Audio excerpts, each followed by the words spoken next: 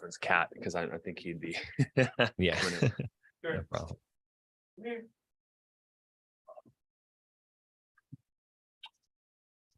Cool. Do you have anything you want to start with? Oh, yeah. Let me see. No, why don't you Okay. go first? So, yeah. So, my business partner and I, he wanted to have a conversation with me about how we split our profits and how we've been doing it. So far, it's just been 50-50 of total profit split. Right. And he wanted to do more of an incentive-based model where we kind of split up what our tasks are in the company and what we would hire someone for that role and what they bring in, and then kind of tally that total and then see what the total profit is of that. And that's how he wants to split it. And I think it comes from an indirect belief that he thinks he's bringing more value to the company than I. Oh, okay. So he just brought this up to me a couple of days ago, and I have mixed feelings about it. I just wanted to run it by you and talk to you about it, kind of process it and see how I should move forward. Yeah, I mean, situation. Well, okay, there's a couple of things. So one of them is that if you're running it as an S corp, you won't even really be able to do uneven distributions. So like when you have joint ownership in an S corp, I may be wrong on this, but I'm pretty sure that this is how it works, is that all owners have to take equal distributions from an S corp. I believe that's the case. Do you know if that's the case, Manny? Do all owners have to take equal distribution from an S corp? I don't know. Okay. Yeah, I'm pretty sure that's the case. Now, with that said, I mean, obviously you can arrange your business however you want. What I've seen, where this makes sense, I think is when you have sort of one person in the business who's passive but owns, a percentage of it, and then the other person who's active. And then what usually the way that works is that person would then be paid a salary for the role that they're doing. And those salaries could be different if both people were active, and then the distributions would still be equal. And so that would make it so that, okay, let's say that, you and I own a business, we were 50-50 partners in it. And I'm like, you know what? We're doing good with the business and stuff. I want to pursue other things in life. And, if you want to keep on working on the business, I just want to passively own this business. Well, legally, there's nothing you could do, right? It's because I own it, so I get 50% of the distributions. But what you could do in that case is say, okay, well, Josh, you're going to be running the business as a CEO, so you're going to get paid $90,000 a year salary. I'm not going to get paid any salary, and then whatever's left over is profit, which would be distributions, which are split equally, right? So I think it makes sense in those cases where there's an extreme imbalance of the work being done.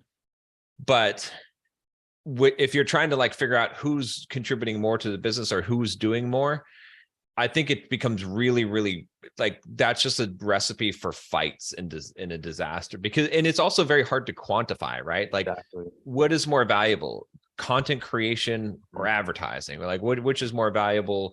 Is it running the day-to-day operations, running the team, or creating the actual products, right? It's hard to quantify those things, because they're all necessary. So I think you get into a really sticky situation. Now, what I could see working, which maybe would make more sense, is to have some kind of incentive bonus structure where you have some kind of KPI, like you have a KPI and he has a KPI. And, if you agree upon, hey, in his role, if you're able to get us, leads at this price, this dollar, then this is worth this much money. Like, you're going to get this bonus or this percentage or whatever it is. And you both agree on these KPIs and what the bonus metrics are, right? Because then you're happy if he hits them, right? Because you're like, yeah, well, fuck, if you can increase and do this thing, you're increasing the business. I'm getting more money. Gladly you get more share of it. And vice versa, right? If you have some kind of metric, you hit this many views on YouTube or whatever it is. I think that's a way where you're not going to have arguments. because you're both agreeing upon it up front, and it still incentivizes. And if he does really feel like he's pulling more in the business and he's more valuable in the business, then that's his chance to prove it, as opposed to just, strong arming you into accepting it. Yeah. I mean, yeah, he definitely wouldn't strong arm me because like if we my idea here is to seek counsel from people like you and other people I know. And then yeah, his original idea is to do, I think that like we would have the roles in the company that we do, and then we kind of determine what we would hire for that role, what we would pay. And there is like an incentive structure involved. And I think he did want to say then after that, like there's the profit split. So I think it's pretty similar to you. I could be wrong, but my original idea was, yeah, that we do have individual KPIs for our individual roles. And then there's like an exceeds, right? Let's say, and this is super simple, but like we can make it more complicated. But like, let's say we have 3 KPIs for each 3 different roles within the company. And each, let's say there's like 3 different metrics of like achieving that KPI. So there's like an excellent, there's like an average, and then there's like a below average. And let's just say, so every time you have a percentage an excellent or a KPI on excellent, you get an added percentage, right? And below is a minus percentage. And so there's a total of like 9. So he can make basically 9% extra profit if I like, don't meet any of my KPIs and he meets all of his. You see how that works? Or it's kind of like they're balancing against each other. If we all meet all of ours, then it's still 50-50. If we meet none of ours, it's still 50-50. So there's like a percentage point for each KPI met out of 9 KPIs total. So it's like 9% extra profit at the end of the month.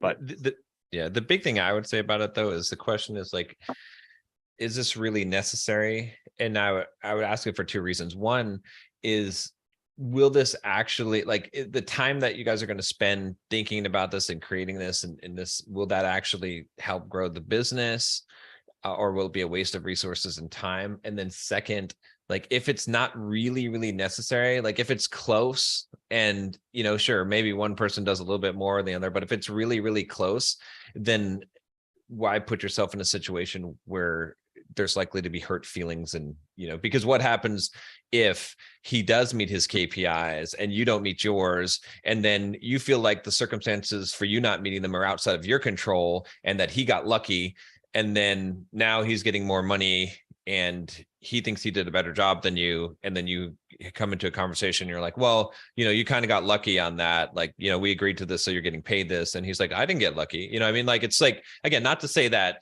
but those are the kind of things that I would really want to avoid. So that's why I would say, is this even necessary at all? Because if it's really unequal in terms of, then it makes sense. Or if you really feel like the incentive is going to motivate, but it's not really like bonus, it's more like you're fighting for 50-50, which that's what would concern me the most. If it was like, all right, we're going to set aside this amount of money to pay out as a bonus if you meet your KPIs, that would make more sense to me, rather than looking at it as, okay, now you get 41% and he gets 59% or whatever, or however that works out.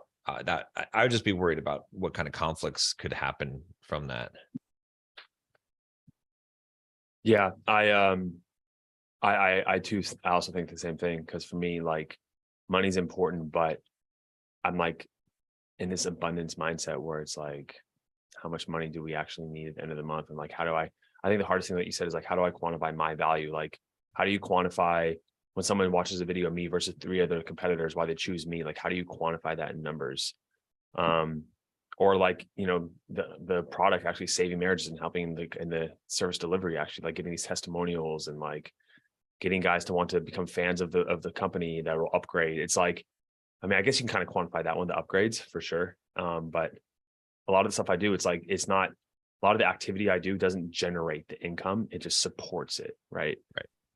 So that would be the hard part. I'm arguing over that, because obviously I'm biased towards my own value, when I hear these guys talking to him every day, like, anyways, but I'm sure he feels the same way. But yeah, it's an interesting conversation. It's going to be a huge life decision for me moving forward with this, because I told him straight up, I was like, at the end of the day, man, like, it's a small chance, but at the end of the day, I could say like, fuck it, I don't want to do this anymore. Like, I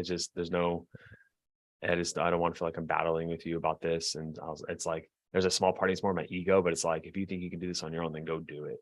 You know what I mean? There's like a part of me that says that. So Yeah, which is the whole problem with this whole thing in the, you know, from the outset, is that those kind of things, I mean, if you're having those kind of feelings now, you know, I feel like that, yeah, it definitely, if it can be avoided, it would be best to not run the business in that way, you know, because you're supposed to be partners. You shouldn't be against each other, competing against each other, right? There's you know, obviously some small amount of playful like a side bet or something like that, or like, you know, sure, that could inspire greatness.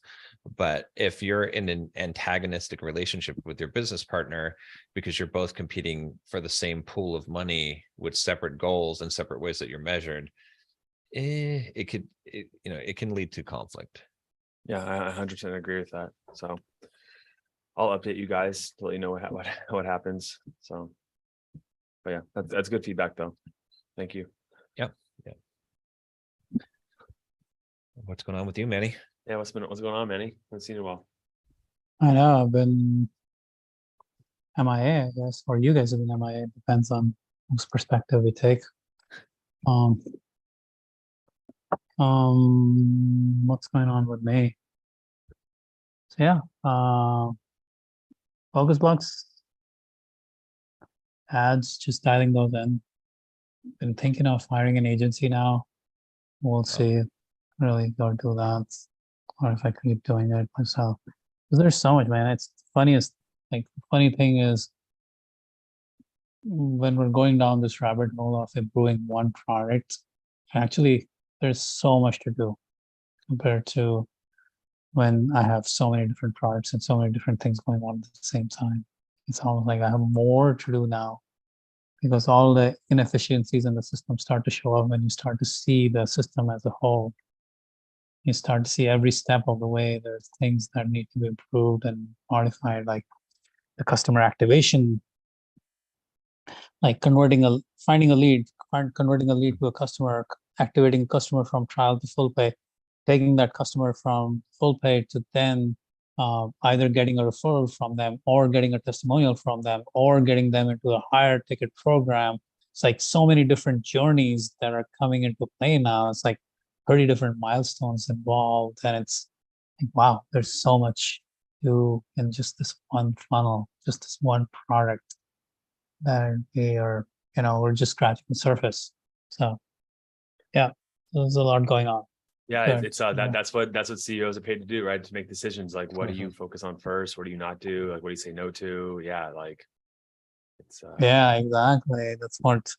And that's where like we have to constantly evaluate, like, do we spend time on retention? Like if retention is an issue right now, like trial to full pay conversion, that's an issue. It's like, do we spend time on that or do we spend more time on building a referral engine, which will pay off more, right? So it's like things like this that are constantly have to be figured out in order to focus energies on the right thing in order to grow the business. So I've been, to be honest, like I've been single-mindedly focused on just driving the front end revenue, front end engine, like more people into the business. But now that system is working, I feel like there's everything else that needs to work for the business to grow much faster or much more. Because the front end is important, but it somewhat sort of works for us. We know that with the right um with the right advertising and the right webinar and stuff, things like the webinars, like things are working on the front end, so everything else now suddenly becomes like clearing how much more we could do with the remaining stuff that's out there. Yeah, I think it makes sense for you to hire an agency at this point. I mean, the good, like you're in a great position to do it because you have done it yourself and you understand it inside and out. And there's no agency that could bullshit you at all, right? Because you could look at exactly what they're doing and say, no, this is not, so which is the big mistake that I've made every time I've hired an agency is I don't know what the fuck I'm doing. So I don't know what the fuck they're doing. Right. So yeah. So like I don't know if did you see Dan Martell's new book, they reached out to me for an interview. I need to get back to them. Yeah. He wrote a book. What's it called? It's called Something Time. Oh, buy back your time. Buy back your time. He actually hit number 2 Wall Street Journal bestseller. So with Nice. that book, but I haven't gone through the whole book, but the entire premise of the book is basically the only reason you should ever hire someone is to replace something you're already doing, that you already are doing. And then the whole idea behind this logic is that if you replace someone that you're already doing, replace or hire someone to replace something you're already doing, then you can move up to a different thing and then eventually hire someone to, and you keep on ratcheting it up until you're at a very, very high level. And when when I thought about it, I was like, man, the biggest mistakes I've ever made in business have always been hiring someone for something that I'm not already doing. And it's always failed. But I think in this case, it makes sense for you to free yourself from that and then to focus on one goal, just one KPI that you just put all your effort into, whether that be increasing the show up rate or whatever percentage or whatever the thing is, something quantifiable, measurable that you can say, all right, I'm just going to spend the next, until I get this done, this is the only thing I'm going to focus on. Yeah. So I've been interviewing a bunch of agencies, and there are some interesting offers on the table in terms of what they want. One guy, and I'm not going to put the names out here, but just different agencies. One guy, he's like, okay, we're going to take 10K up front, but after that, it's just a revenue share. Like we're going to take 10% of the difference between ad spend and the revenue we bring. Oh, so the profit, 10% of the profit, the profit gross before, profit, gross, yeah, gross profit. Profiting revenue minus ad spend, basically, right? And they're going to take so we're 10 grand to set 10%. things up. Yeah, 10 grand initially to get everything going, but after that, it's 10% of rest splits or revenue minus ad spend. What's the psychology behind that deal? Psychology. Well, so first of all, I wanted to make sure the guy is established, and I know the guy because he's worked with a lot of big names. He's worked with some of the biggest names in the industry. He's as a CMO or as the marketing person for them. Some people we already know. So he's done that, and his philosophy is like, for as long as we see this offer working, and we see that we can scale it, we'd much rather get paid on the money we help you bring rather than just the flat fee ad spend or something like flat fee, like 5K flat fee or something like that. So it's between 10 and 15% of the gross minus what you spend on ads.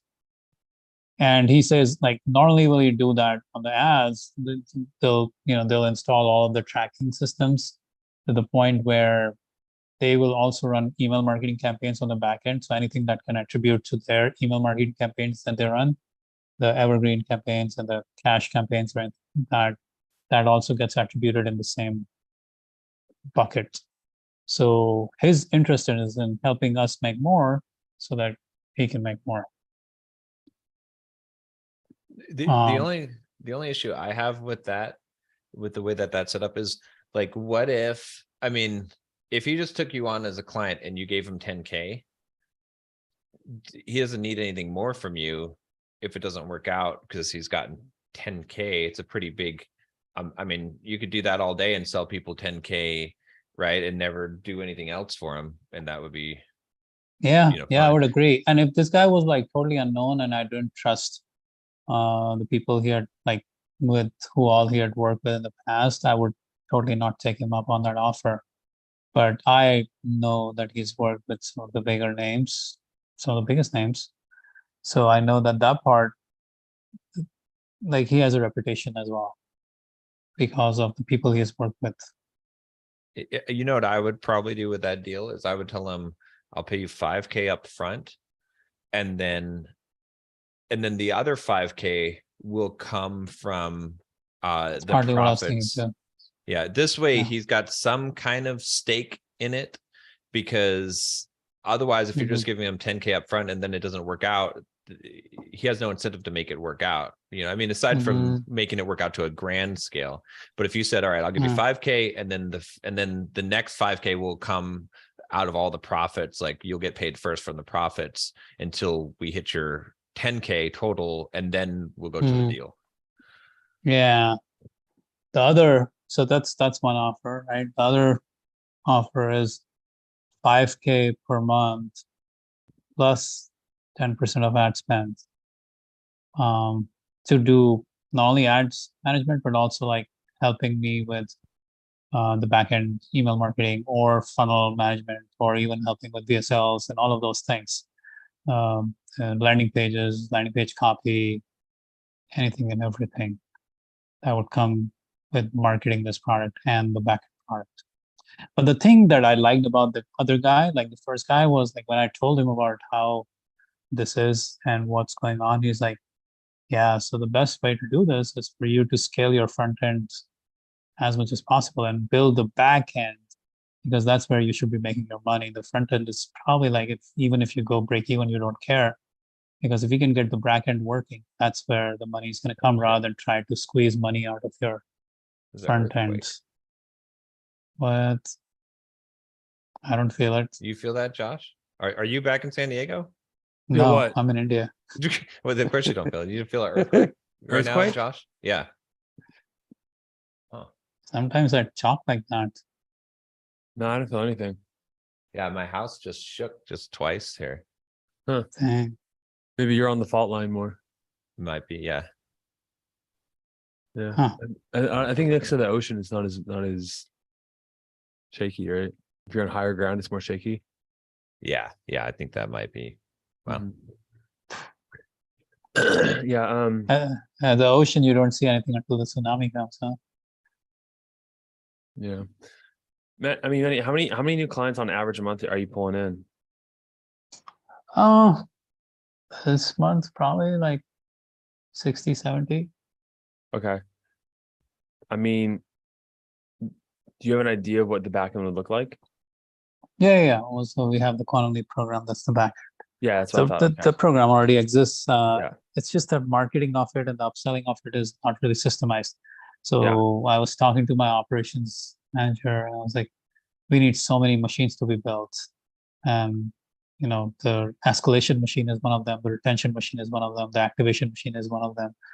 And I like, shit, if we can get help on any one of those machines, then I can help. I can spend time on other machines to be built. But yeah, the escalation path over there is broken. It's not as clean as I would like it to be. Mm. And that's where the first guy was like, I think we should work on volume on the front end and then really dial in the escalation path on the back end. That's where you could do a lot. yeah, that makes sense to me. Yeah. I also, I don't know about you, John, but like, it's like determining when you start focusing on the back end is like, do you do that when you start hitting scale on the front end, where it's like, all right, like no matter how much you pump your ads, like they're not, and you've been doing this for a while, you're trying to do new copy or whatever, new targeting, is it like not scaling as much? Then you want to go to back end, or it's like, at what point do you do that, right? And that's So yeah, it's an interesting question, because it's a really good question, because we have a front end that works, and the only reason we don't push the limits on it is because we don't have a backend good enough that we can take, like, so here's one way to look at it. If our backend was working and we could add an additional, let's say $300 to $400 per user because of the backend, per trial because of the backend, now we have that much more wiggle room on the ad spend front, which allows us a lot more scale, a lot more scalability, which currently doesn't exist in the system because we're limited because front-end products cost or price point. Yeah, And yeah, go ahead. I was gonna say, I think the answer to that question is as soon as you break even on the front end, because if you can get the back end going, like you said, if you can get $300 more per trial, then you can run negative on the front end. And that, because if you scale the front end, you are always going to reduce or increase your costs per acquisition. And so if you have a margin of $300 more that you can push for the cost per acquisition, you can really scale it up heavily. And then once you've got that going, then you've got a huge volume to start doing A/B testing on the front end to tweak it. Yeah, the volume game and like the lead acquisition. Yeah. Josh, what are you thinking? I'm not sure, to be honest, man. It's a really tough decision. Like, because like we were developing, I was developing the back end stuff, and then we stopped because we realized like maybe our attention and energy is better just to focus on kind of maybe going to like pushing more on organic, right? Developing that and focusing on the front end again. And it's tough. Like you can never know, right? You can never fully know. Like you could try to like calculate the numbers. Like, okay, if I get like out of 100 clients, I could probably get 10, let's say 10%, which I think some companies, man, like Good Life Institute. Have you heard of them? Mm-mm. Kate Byers, she has a 35% conversion rate from front end to back end. Wow. Insane. Her front end must really dial in on the avatar, so that makes it easy for them to escalate. So like if you could do the numbers and you could like, okay, you can actually calculate this. If you can suspect that you're going to get like 10%, you put like this much time to build it, like you can put it all out there on paper and you're really good at that, Manny, right? So like you can get some tangible number. But at the end of the day, you never know, you know. Yeah, that's the part. Like that's why like having a marketing agency or having someone outside of me thinking about this or working with me on this would be helpful or useful, so that we can kind of go back and forth and like have them run these tests, help figure these things out. But it's hard to know if any of these agencies are worth all that they claim it to be. I mean, they are good, some are good, but of course people change agencies all the time. It's a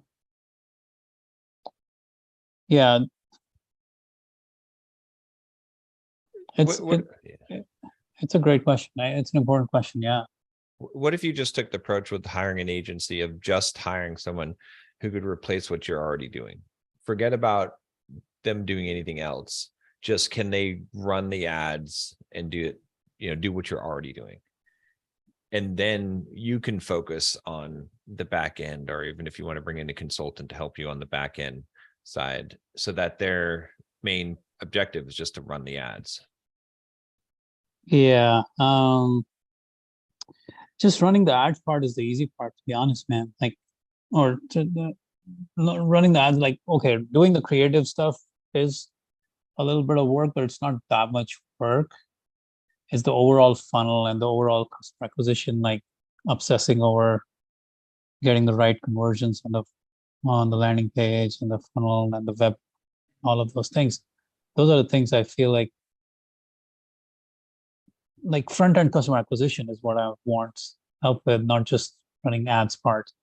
So someone who wants to take over all of that is where I would give credence to that offer compared to someone just who wants to run just my ads, right? So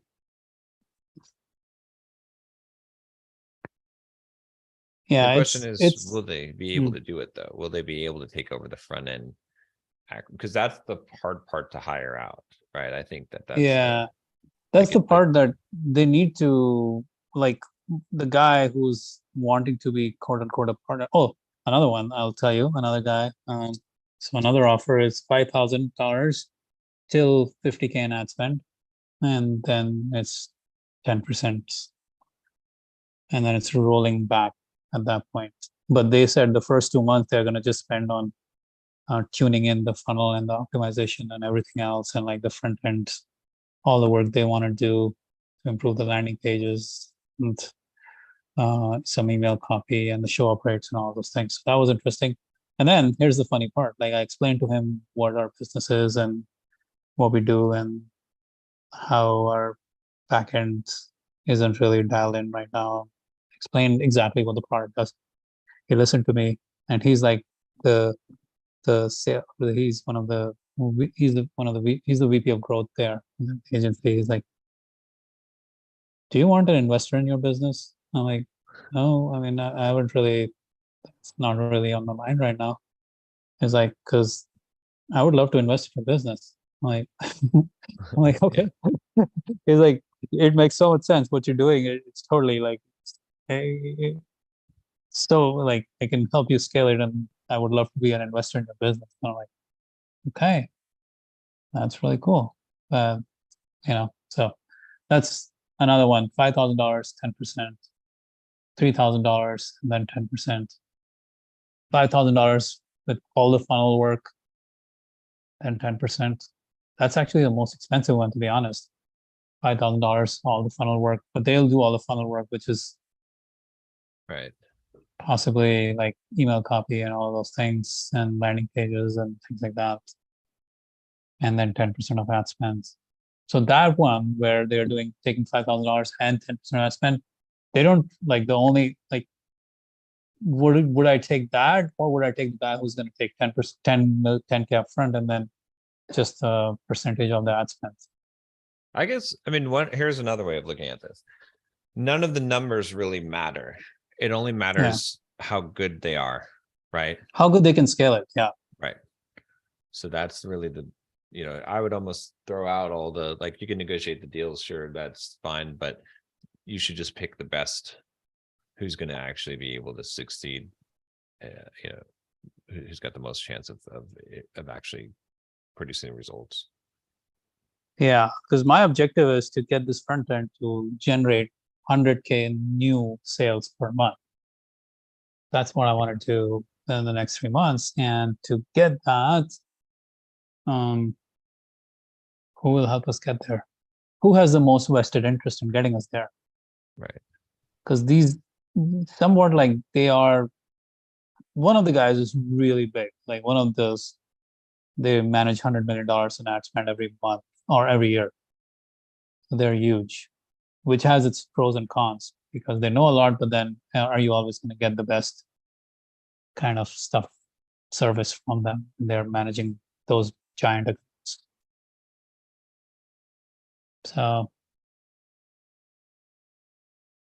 yeah, they all have their pros and cons. You can see the testimonials seem like they know what they're doing. What if you Hard to hired tell. for a job, like you did a trial job where you paid them to do something like make a new landing page? Yeah, not these guys. These agency guys, like they already. It's like a test. Yeah. So here's the thing. Like I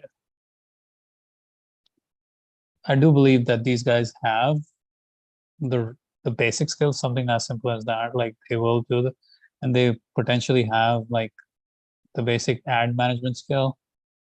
But more of like who can help me get to the 100K front end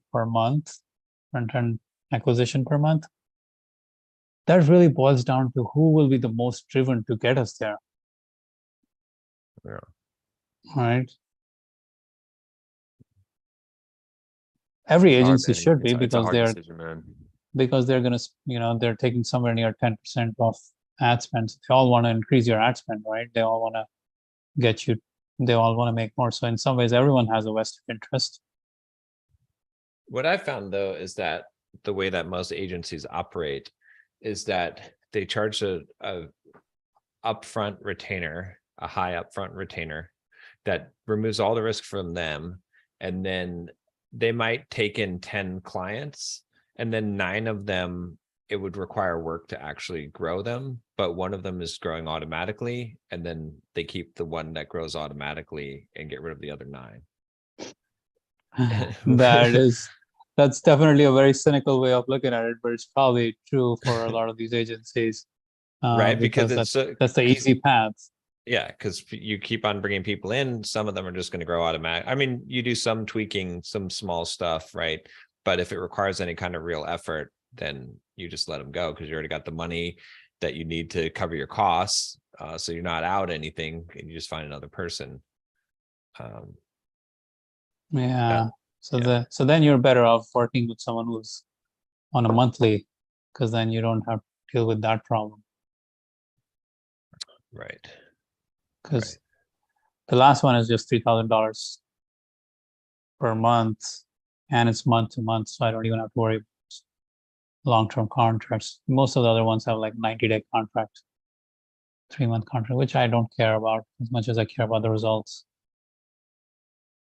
But the first agent, the agency, the big one, they said like they want to spend the first 60 days just tuning up our front, like the overall front end funnel and all the other stuff, dialing in landing pages and copy and all of those things. That's an interesting thing, because they're just, instead of spending that money on ads, they're going to spend their money on ad management. They're going to spend the money on copy and creative and all, copy and assets and marketing assets in the business.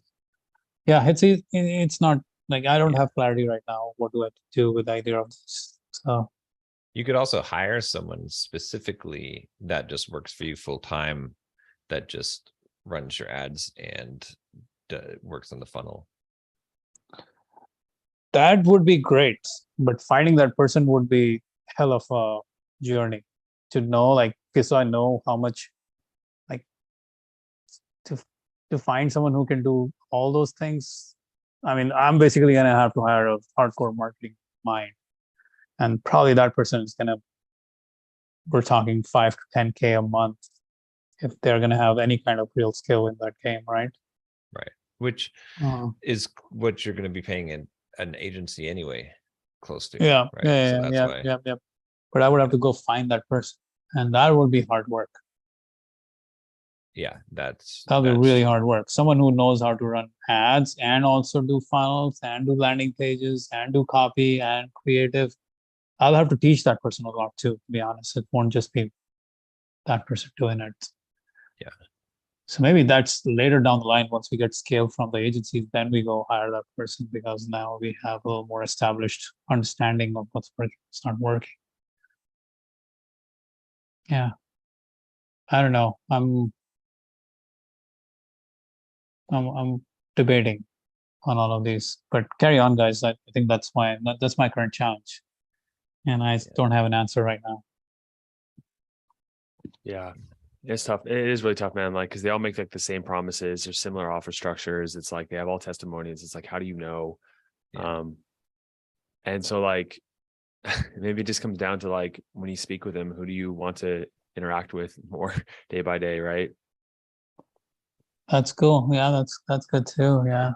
Who do you really resonate with and want to interact with the most? Because like if all the numbers are pretty similar, it's like you can't judge it off that. You have to judge it off maybe just like more of a feeling, which sucks because I know it's like you want to use data, but they're all saying the same thing, right? So Yeah. One thing I learned is it's something that I think I was talking about in one of the videos I recorded yesterday for one of the shorts. Is like one of the biggest business mistakes that I've made, or just life mistakes I've made, is working with someone who I don't fully trust. Right. If there's any sense of this person seems something's off about this person, they're slimy, just nope, don't do the deal. So if you can find the person that you're talking to that you're like, no, this guy is solid. I like this guy a lot. He's straight up, and I don't have any kind of reservations about this person, then that's always a good indicator. Yeah, that's good. Okay, that's good. That's good. Yeah, trust basically is what we're talking about here. Yeah. Who can I trust to do this and feel the gut instinct trust? Yeah. Yeah. Well, good. Thank you, guys. Let's see what's going on with me. So I ran my 100K race on last Saturday. I didn't make it the whole way. I ended up making it 32 miles, and then I had to tap out, which sucks. But I think, I don't know exactly what wrong, but I mean, I was off.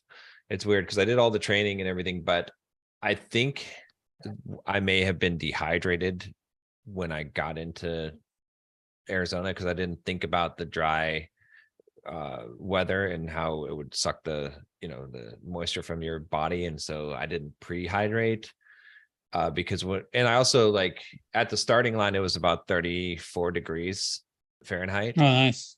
So I Okay. bundled up in 2 layers, like thermal layer and then joggers, and then basically 2 layers and then a jacket. And then by the time an hour or two went into the race, it was like 55 degrees, which was hot in Arizona with the sun. It might have been even hotter in the canyon, I guess there. But so I was like, as soon as I started running, my heart rate was like 165, 170, which for an easy effort, it should be like 140. So I was like, oh shit, there's something wrong here. And yeah, by the time I got into the 20-mile checkpoint, I was able to get rid of my extra clothes and change, but I was already just toasted. And so I ended up making it to 32 miles. And at that point, I was like, yeah, there's no way. Like I should be feeling good here, not like shit. So I had to call it, which sucks. But I mean, the thing is, like, I'm not really beating myself up about it because I did everything that I could. Like I trained, hit every single run, didn't miss one workout, pushed myself as hard as I could on the run. But yeah, I think just some mistakes there. Like I said, with the hydration and then the overheating was what killed me. And with a race like that too, if you start out bad, you're in trouble. Like you have to, once you spike your heart rate, you're going to be toast for the rest of the race. So, which sucks, but hey. But yeah, with that, I'm not going to focus on running so much anymore. Now, I mean, I'm still going to run, but my main focus now, I definitely can have one singular focus because that was the one thing distracting from that is YouTube, making the 100K YouTube video. So I recorded with a different videographer this week on Tuesday. We spent a full day recording my video on goals. So it took us 11 hours to record that video. So we went to multiple locations, went up to Black Mountain, to the top of Black Mountain to film part of it. Got some drone footage there and stuff like that. And so I had a full script, right? So I did the whole script with teleprompters and yeah, so that one I think these videos are gonna do really, really well. But I'm putting my full effort into that. And then for the first video, the divorce video, I'm still in the process. Like I'm through the 3rd set of revisions on the video, but I think there's still probably 2 or 3 more sets of revisions on it based on feedback. So that video is going to basically, I'm just going to spend however much time needs to be spent on making this video as good as possible for every single video. So yeah, so it's a big investment because I think each video is costing me around $2,500 to $3,000 to produce. So What do you mean? How?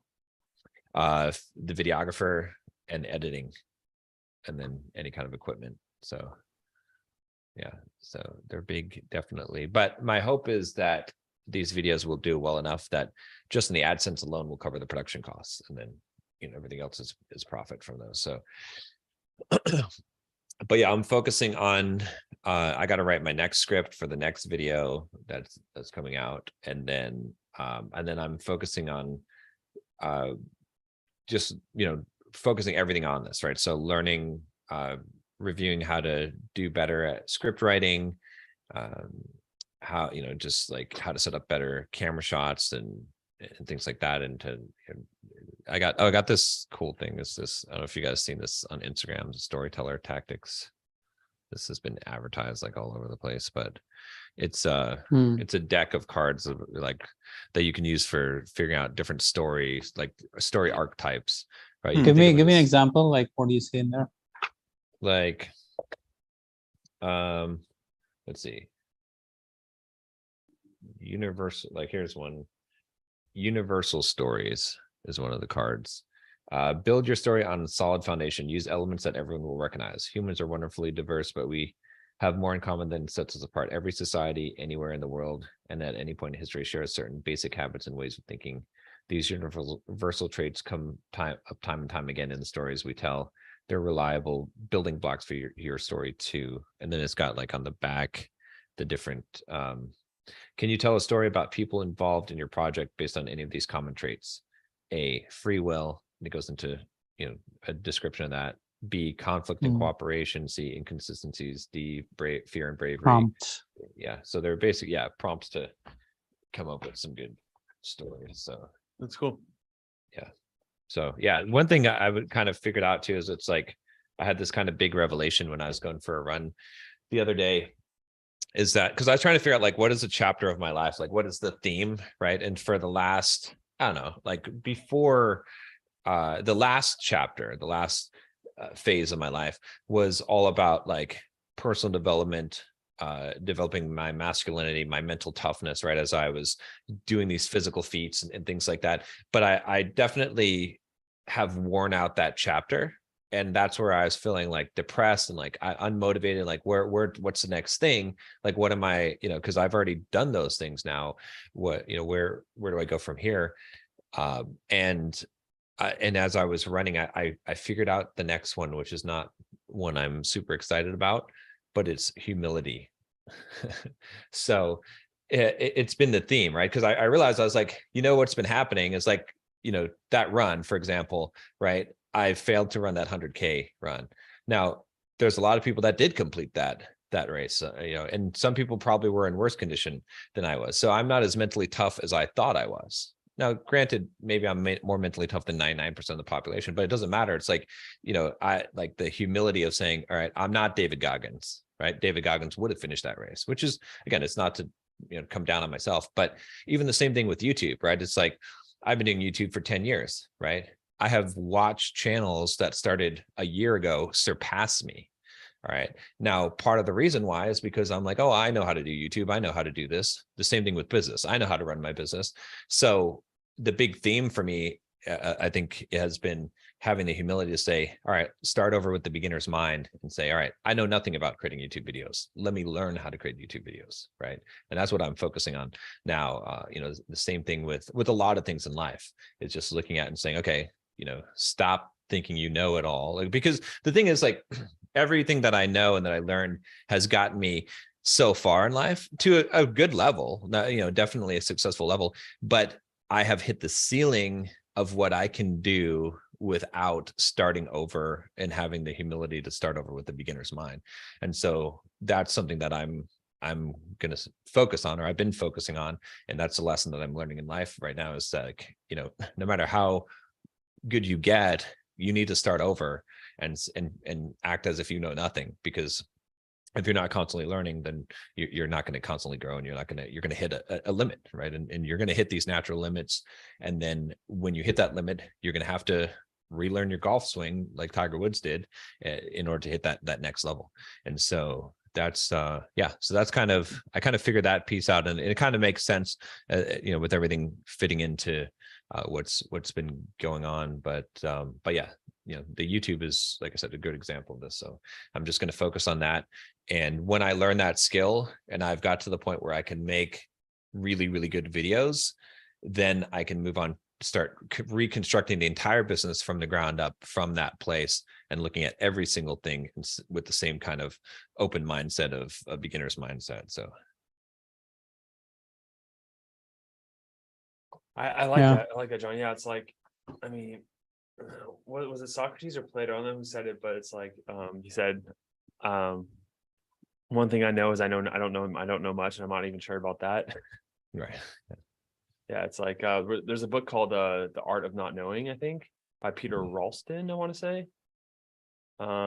He was this like judo master or something like that, and yeah, he kind of leans into that idea a lot of like just acting like you just don't know much, and that's what allows you to learn, right, and grow.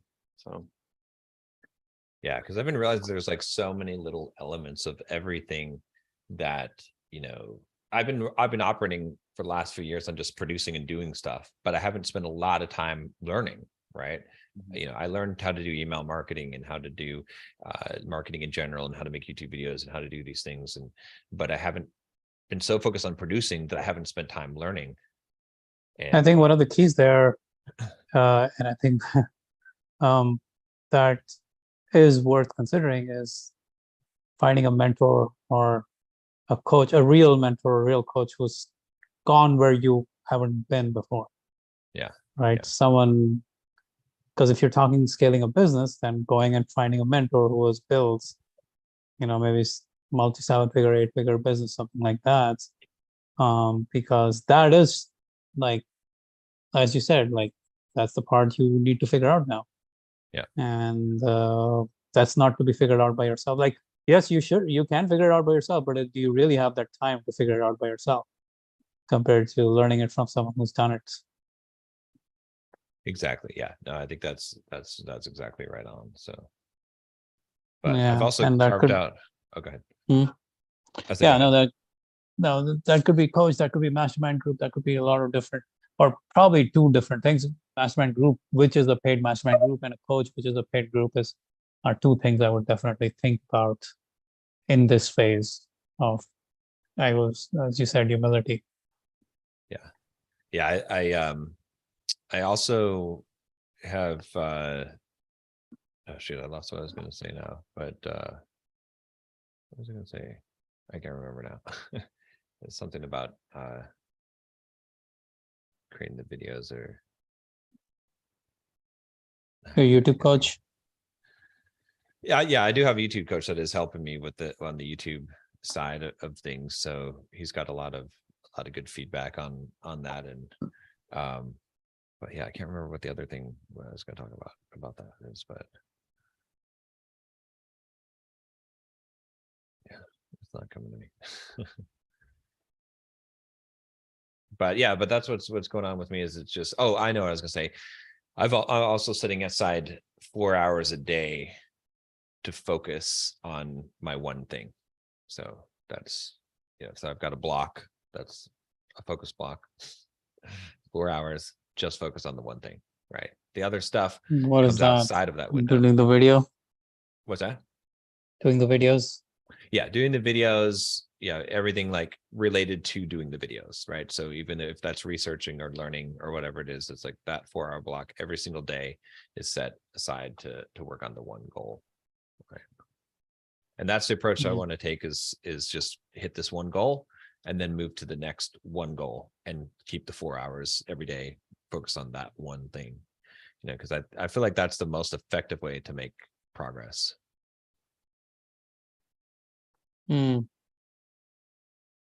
Yeah.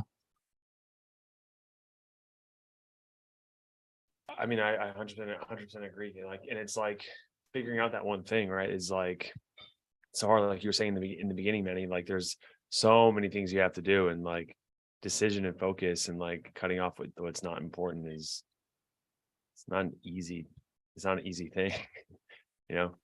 And I just take it for granted, right? Like, oh, I should just do this thing. It's like, why should you do that thing? Think about it, right? Yeah, it's so interesting. Like inside of one thing, there's another one thing, and inside of one thing, there's another one thing. Because it's, one thing is the product that we're working on. There's so much inside of that Right. part and that funnel of, like, when you're saying, John, it's YouTube videos, the one thing, not just the well that never runs dry is the one thing, right? And that keeps going deeper and deeper every single time you want to indulge in more of that one thing philosophy. And I think though, but the thing is, I don't think it matters so much what you pick. I think if you just pick one thing, like I think we could get caught up in figuring out which thing is the most important, but it really doesn't matter. In fact, I would almost say, and that's what I was talking about in the actual video I recorded about goals, is that you should pick the thing that seems to be the most fun to you. Because that you will be able to obsess about. Because if you think about it, right, like if someone looked at my business and they said, well, John, why are you focusing on YouTube videos? That's not the thing that's going to move the needle the most. Like that's not as important as the other things. The answer is that might be true, but if I focus so hard on this and I can achieve the goal of making YouTube videos that get an average of 100K views per video, it solves a lot of other problems, right? You see what I'm saying? Like it does a lot of other things in the business, not just from the traffic, but also from what kind of skills will I develop in storytelling and marketing in doing this, and in those other pieces. And so so I think it's not even so important. Like I think you just pick one KPI and you just go for that one KPI. Because even if you said, like, let's say you're trying to lift weights in the gym, right? You're trying to build muscle. If you made your one KPI, I think we talked about this before too, about like increasing your bench press as much as possible, right? And you Everything just else focus on improves. that, you're going to gain muscle. Everything else is going to flow. And you're right, there are more one things in that, because as you're trying to accomplish that goal, you realize, oh shit, I need to get my diet, I need to get my protein higher and my diet higher and focus on that in order to do this thing. And so it's like, I think when you have that singular focus and you have that one KPI, then you figure out all the little other one things that flow into it, and it gives you a definite direction to pursue. And that's what I'm discovering with YouTube, because as I'm trying to create these videos, I'm like, well, shit, it's not just about creating a video. I need to learn how to be a better script writer. I'm looking into screenwriting software right now, and I'm probably going to take a course on screenwriting, because that's probably going to help me a lot. And then it's like learning lighting and learning, all these other things. And then now I need to learn how to, the way that I was approaching editing and what I thought was good editing is not good. So I need to find really good editors and understand how to give them direction and learn that skill set. And like, there's like this whole massive thing that I know that if I chip off all these little pieces, I'm going to be able to get to that, that 100K view part. So I think that's it. It's got to be, you just have to pick something. And if you set an extraordinary goal in one area, it's not going to matter necessarily what you pick. Yeah, I see what you're saying. And I would even argue that, like, I don't know if this is a book I read, it's just in my mind from somewhere, but nowadays it's like, in order to achieve greatness, you do have to kind of like narrow down on that one thing, right? Because it's like there's so many options for stuff out there. It's like, if you're that master of all, and you try to be a master of all, you're not, right? You're just a jack of all trades. And it's like, yeah, it's like, I mean, I hate using this guy all the time, but like Mr. Beast just focused on making videos that got views, and look what he created. He's going to be a billionaire. You know what I mean? He like built his brand, like he built a brand, you know what I mean? So it's, or like the best comedians, they just focus on just stand-up comedy. You know what I mean? They don't do skits on YouTube, they don't do TikToks, they don't do a podcast as well. But like there's some comedians who just do podcasts too, right? And it's like they focus usually on that one thing, the ones who are the most successful. It's like, I'm just going to focus on this one narrow niche. I'm just going to do that. That's where my time, energy, attention, and goals are going to go. And then they end up getting successful at it. And because the difference is so great that you don't even realize it, because as I'm creating these videos now, where it's like I spent 11 hours shooting the video, right? Before I spent 11 hours shooting the video, I spent 8 hours writing the script, right? So it's like, I got to call, guys. I got to head out. Okay, yeah. Yeah. Have a good one. Yeah. But it's like the amount of effort that I'm putting into one video now is 100 times the effort that I put into one video before. And so that's like, it's like a scope. I think I wouldn't have realized that unless I had set that goal and set it so high, realizing what is actually going to take to get there. But there's so much room for improvement that we don't even know until we make the KPI where it's so high up there. It's like, like, for example, like imagine if you made the KPI for your show up rates for your webinar, like, I don't know, like 40%, some ridiculous number. I mean, maybe that's too ridiculous. Well, we already at 65%. Oh, well, okay. Or let's say you made it 80% if you're at 65%. I know. I know what you're saying. I know what you're saying. Yeah. The show up, like, there are numbers that will matter. Like that number won't matter to us anymore because we're at, like, basically at the highest optimization levels on that, like 65%. Yeah. But I know what you're saying. Like if we could get ads, because honestly, like what we're talking about here, there are specific numbers. If we can move the dials on those numbers, they have a huge impact through and through, right? Show up rates, not something that anymore that matters to us. Live is a different thing. We're talking about evergreen, right? So evergreen, right? Okay, we get 60-65% evergreen all the time. In fact, it stays consistent month on month. But the thing, if we could drive our lead cost down, like, currently if it's $12-15, we can drive it down to $3, $4, $5. That would be a big jump. And we've been able to, yeah. And you got to think about like all the things that are involved in doing that, because it's like once you go on that path, you figure out all the bottlenecks right? You're like, oh shit, I have to totally revamp my marketing message, or I have to totally change the landing page. I have to change the way I'm doing creatives. I have to like, there's like all these major things that you have to do. Or even if you said, hey, I want to make sure that, like the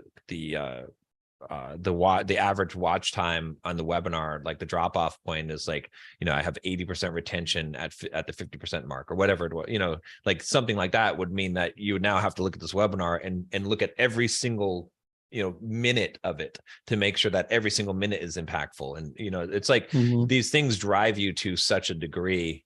I could take the same approach with the YouTube video and say, okay, every YouTube video needs to have this amount of retention or whatever it is. And it would cause you to micro focus on all these little tiny elements that you wouldn't focus on unless you had that aggressive of a goal. Yeah. It is a lot that you can do with any one metric that you pick. Yeah, there's a lot we can do with any one metric that we can go down the path on. So, yeah. But yeah. All right. I guess we should probably wrap this up. I gotta get back to writing my script. All right, good, man. I'm looking All right. forward to seeing some of your new videos. When are they coming out? When are the new heavy duty effort videos coming out? It's still, there's so much time in editing now that I think I'm hoping that the first one will come out within 2 weeks. And then the next one will probably be another 2 to 3 weeks after that. So 2 weeks from now, right? yeah. So you haven't published anything in the last month or so? Not since, I haven't published any long form videos on YouTube since November. Only shorts. So. By the way, there's one more offer on the table. Oh, okay. Which is a 3-month program to help you improve 3 aspects: retentions, referrals, and upsells. So improve your referrals, improve your retentions, and improve your upsell. All 3 things that I know we need to improve. If we can improve all 3, then we can basically spend a lot more money. Right. So Yeah. I'm like, we could do that too. We could spend $15K on 3 months to do that program only, and figure out and build those 3 pieces. I mean, along those same lines, one way to look at is what excites you the most. That's good. To hyper focus on, because that's going to be the most fun for you. You're going to make the most progress in. That's a good question. But then the other side of that equation is you're saying, give away the thing that you're doing right now, right? Yeah. But then give away the thing that I'm doing and just keep the fun stuff, right? Right. Or pick one fun goal, not the fun stuff, but pick one fun goal that you're going to just drill in 100% on. Yeah, I mean, here's the thing, man. Like, so this is an interesting question, because what is quote unquote fun in business, or in any endeavor, is thing that gives you very quick feedback, like that is gamified, right? Something that you put effort into it and you see it come back quickly, and you see data and you see measurables. It can, like, to me personally, it's just fun stuff. But stuff that I break my head on for a month and then I don't know if it'll work or not, that's not always fun. So, for example, building a referral program, it's not the most fun thing, but I do know that if we had a referral program, like, I don't know if you heard Alex Hormozi's interview about, not interview, but he talks about this one friend he helped add $5 million of profit to their bottom line. Have you ever heard him talk about that? Yeah. You know who he talks about? Brooke Castillo from the Life Coach School. I don't know if you know that person. She does over $50 million in revenue a year. Wow. Teaching life coaching, teaching people to become life coaches. Yeah. she's one of the biggest names in our business, in info business.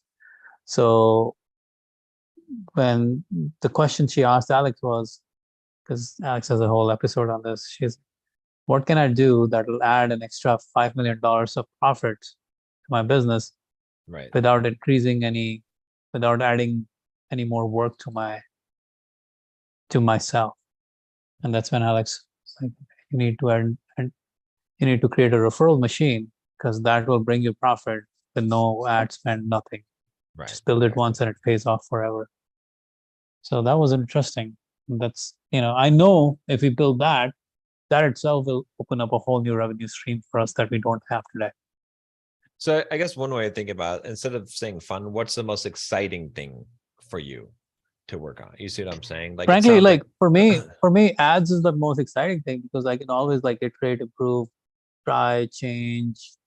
Like all of that is like fun because there are metrics, there's data, and as an engineer, it's like thing that I thrive on. Like I can see measurable improvements and like, oh, okay, we did this happened. Now let's go do this happens.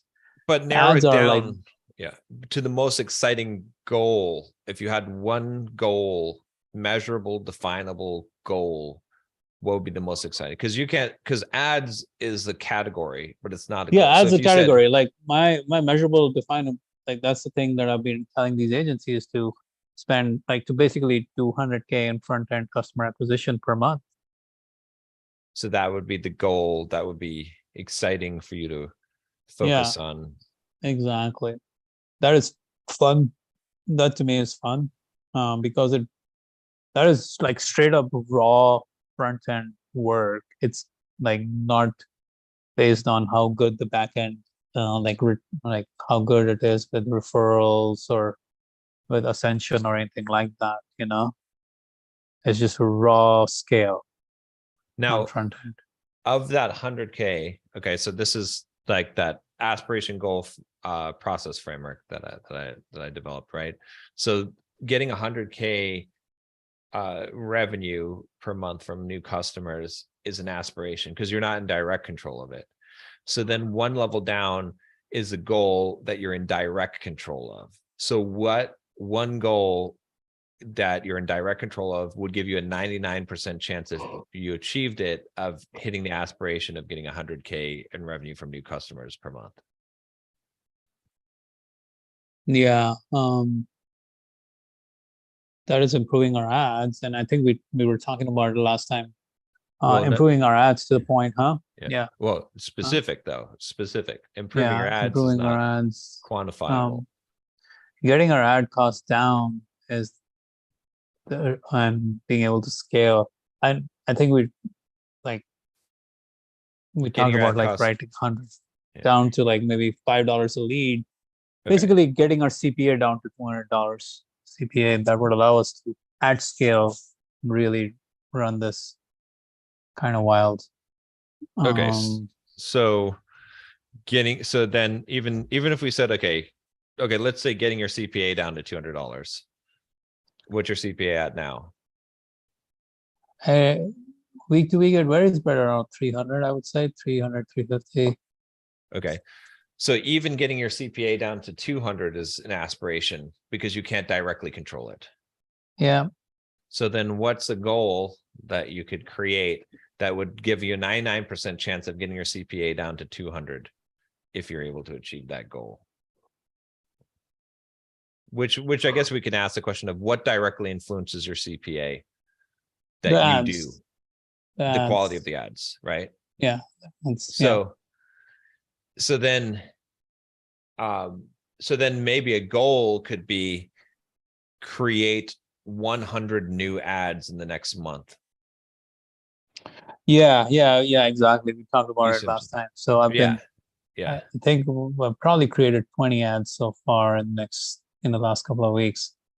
And yeah, getting to 100 would be, I mean, I agree. I see what you're saying, because if we could just find the golden nugget ads, that would scale so massively on the front end that everything else would be inconsequential at that point, because those ads will drive so much front-end acquisition, then everything else in the business would be irrelevant all over again.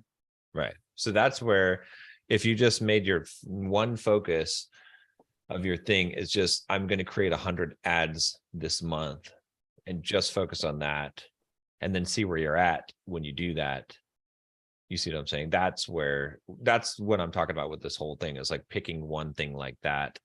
And Yeah.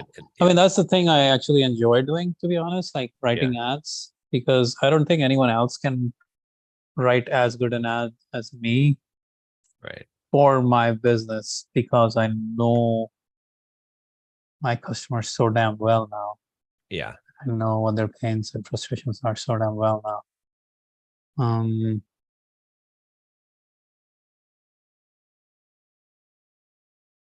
But then everything else in the business, that's like the retention and the escalation, ascension, and all of those things, I don't necessarily have those systems and all of those things mapped out cleanly enough. And that's the part I'm like, oh, let's go fix those things. Let's go fix those But leaks in the bucket and all of But those things. forget about those things and just pick one thing. Because here's the other thing to think about with this, which again, it might not be 100% true, but this may be the case. You won't know until you find out. Let's say you create those 100 ads, and let's say that you get an ad, your golden nugget ad that moves your CPA to $200. Yeah.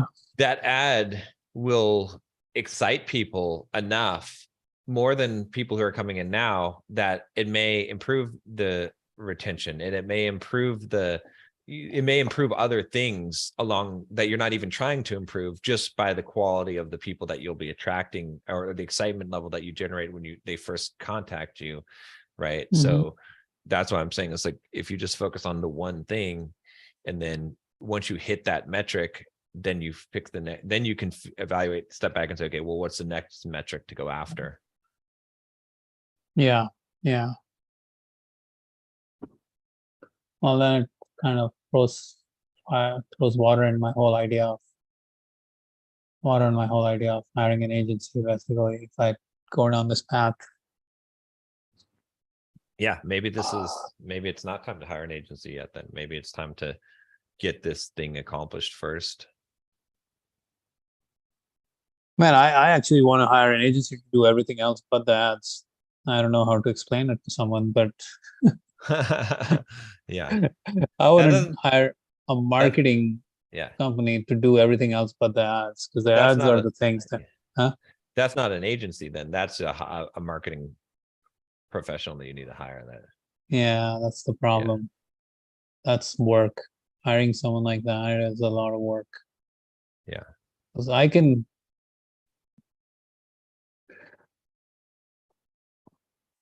Well, I mean, what if you just I am left? good. Yeah. Like, I am good at, like, I may not be the best at writing ads, but I know enough, and I know enough about like media buying and running ads, that I know that we, like, with how much we keep figuring out every week, I can do this pretty well. And we may not be very far from scaling this to 100K. Yeah. But the remaining stuff, like the ascension part and writing BSLs and building out call funnels and things like that, that's not really exciting to me. Yeah. Well, but the thing about that is, like, what if you didn't even worry about that for now? What if you just left it as it is? You've got something that's working. Yes, there's holes in it. Yes, it can be improved. Sure. But don't tackle that. Don't even worry about that right now. Because even if you have someone else hired that's doing it, you're still going to be involved. Like, you're still going to be checking on them. You're still going to be training them. And so it's going to take your focus away from your one focus. So instead, just leave that as it is, and just focus on this one thing until you accomplish this thing. And then you can tackle one of those other things as your next project, which tackling it might mean hiring someone and spending all the time and focusing your full efforts on hiring and training the person to do that other thing. Yeah, that someone, like, literally someone to do our marketing campaigns, our email marketing, our automations, our backends stuff, our cash campaigns, and all of those things that I really don't have the time for. And I know if someone could do that in our business, it would definitely help us grow dramatically. Like I need that person in our business right now. That is an important part of the puzzle. The ad stuff is actually the easy stuff to me personally, but it just takes a lot of my attention. But I actually enjoy doing that stuff. The back end email marketing stuff, I don't even enjoy it. It's like a track. I think that, I But mean, that I've got someone that could do that for you. Tim could probably do that for you. does Tim want to do 2 different businesses at the same time? Well, I think I might have to let him go from mine because I don't really need that now with my new Why? What focus. happens? It's just like I'm like, he doesn't really have much to do in terms of that, like, you know, because it's really up to me to get the traffic. But what about your backend? Well, if you want to, like, I would love to talk to him if you want to send him Okay. my way. Yeah, let me talk to him Yes. and see, but I think that he would be interested because I don't think that, like, it doesn't make sense for me to keep on utilizing him when he, like, it's not really moving the needle for me, but it would probably move the needle for you a lot. Why is it not moving the needle for you? Because what would I even have him doing? You know what I mean? Like or I mean, I've got him doing stuff right now. He's writing some emails and stuff. We did some affiliate promotions and whatnot, but that's not really like, you know, most of the, like, if you think about, like, right now, most of the revenue is coming from the Well program, right? And the sales from that, which are coming from Instagram DMs and that funnel, and eventually YouTube, which is going to send them But to not email? yeah, not through email, because we're not really making sales through email. Well, why not? Because it's like that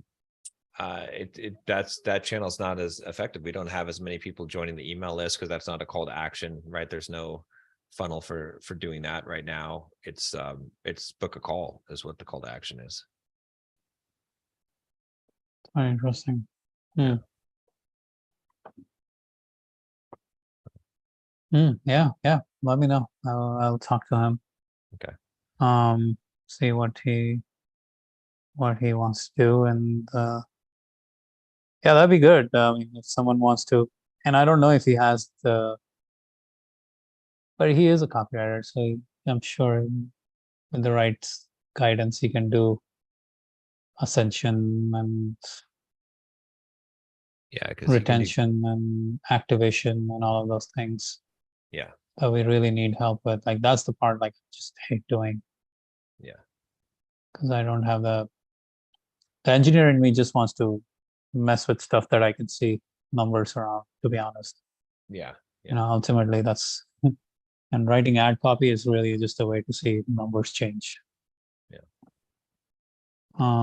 Do you know how, like, okay, you can always tell me later, or you can tell me right now how much you're paying them, whichever way you tell me. Yeah, let's talk about that later this way. I don't know Yeah. if you'd want to have that on On live. internet. Yeah. Okay, cool.